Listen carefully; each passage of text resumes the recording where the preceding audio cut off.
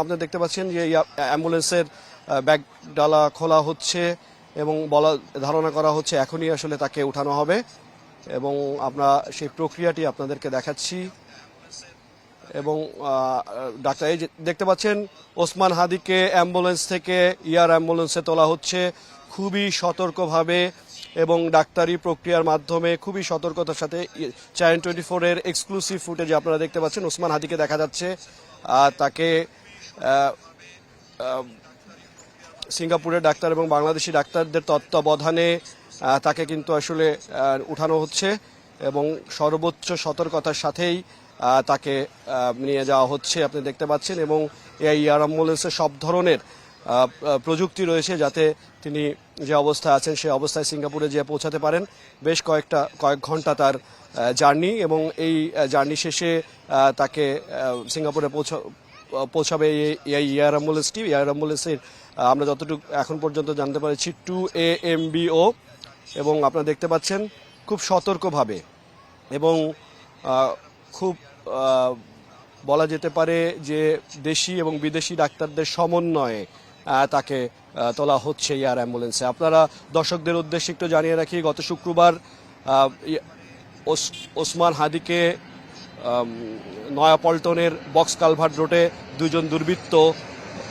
তাকে গুলি করে এবং সে জুম্মার নামাজের পরে নির্বাচনী প্রচারণা চালানোর পরে যখন তিনি যাচ্ছিলেন তখন তাকে লক্ষ্য করে প্রথমে তার রিকশার গতিরোধ করার চেষ্টা করে, পরবর্তীতে তার মাথায় গুলি করে এবং ডাক্তাররা বলছিলেন যে তার কানের পাশ থেকে যে গুলিটি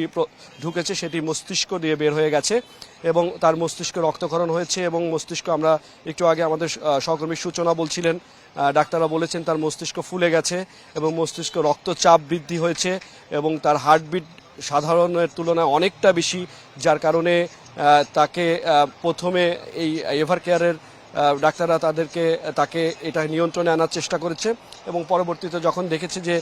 না আরও উন্নত চিকিৎসা প্রয়োজন তখন কিন্তু তারা এই প্রক্রিয়া এবং এই পদক্ষেপ নিয়েছে যে দ্রুত তাকে সিঙ্গাপুরে নিয়ে যাওয়া হবে। এবং গতকালকে সিদ্ধান্ত হয়েছে আজকে সকালে 11:30 এয়ার অ্যাম্বুলেন্স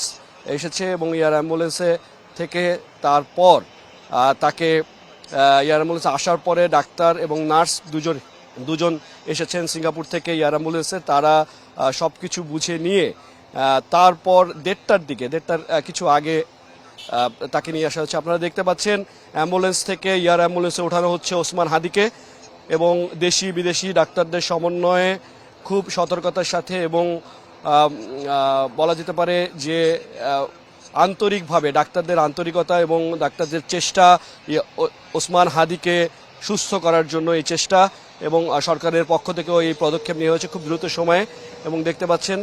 যে ওসমান হাদির উপরে যেই নেক্কারজনক হামলা এবং সন্ত্রাসী হামলা, সেই হামলার পরিপ্রেক্ষিতে ওসমান হাদি তিনি মৃত্যুর সাথে পাঞ্জা লড়ছেন দুদিন ধরে। গত শুক্রবার, আজকে সোমবার, শুক্র শনি রবি সোম, আজকে সোমবারে 3 দিন ধরে তিনি আসলে এই মৃত্যুর সাথে পাঞ্জা লড়ছেন এবং এখনো পর্যন্ত তিনি দেশবাসীর দোয়া এবং দেশবাসীর ভালোবাসায় তিনি চেষ্টা করছেন এবং ডাক্তাররা চেষ্টা করছেন তিনি যাতে ওসমান হাদি সুস্থ হয়ে আসেন। এবং দেখতে পাচ্ছেন যে ওসমান হাদিকে এয়ারক্রাফটে ওঠানো হয়েছে 2AMBO এয়ারক্রাফট, সিঙ্গাপুরের এয়ার অ্যাম্বুলেন্স,